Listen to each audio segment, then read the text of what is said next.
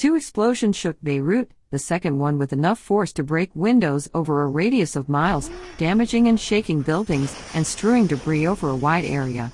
Videos posted online showed a shock wave erupting from the second explosion, knocking people down and enveloping much of the center city in a cloud of dust and smoke. Cars were overturned and streets were blocked by debris, forcing many injured people to walk to hospitals. Flames continued to rise from the rubble well after the explosions, and a cloud of smoke, tinted pink in the sunset, rose thousands of feet into the sky.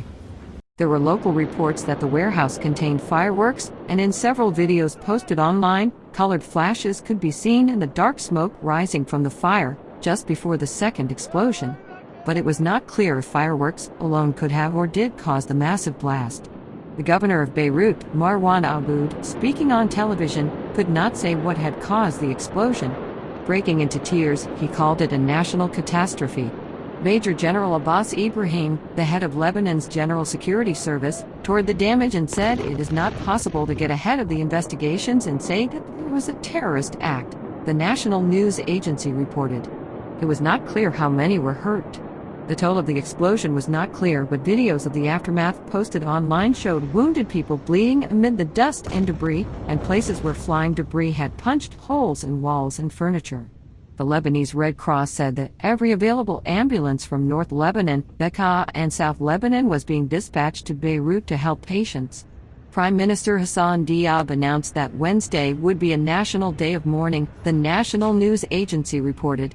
The Lebanese presidency said on Twitter that President Michel Aoun had instructed the military to aid in the response and called an emergency meeting of the Supreme Defense Council on Tuesday evening.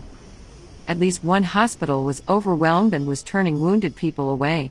On social media, people reported damage to homes and cars far from the port. The explosion hit the waterfront, near several important buildings. The blast stirred memories of war in a city that had been relatively calm in recent years. Beirut suffered more than its share of explosions, car bombings, shelling, and airstrikes during a prolonged civil war and fighting between Israel and the militant group Hezbollah. But if the latest explosions were found to have been caused intentionally, they would shatter a prolonged stretch of relative calm in the Lebanese capital. Less than a week ago, Israel said it had thwarted a raid by a terrorist squad from Hezbollah, the Shiite group that is part of Lebanon's government, in a disputed border area. Israeli military officials said there was an exchange of gunfire, which Hezbollah denied. Israeli military officials say Hezbollah has planted many rockets in southern Lebanon that could threaten northern Israel. But in recent years, Hezbollah has refrained from killing Israelis, while Israel has largely avoided killing Hezbollah fighters in Syria, where they are fighting on the Syrian government side.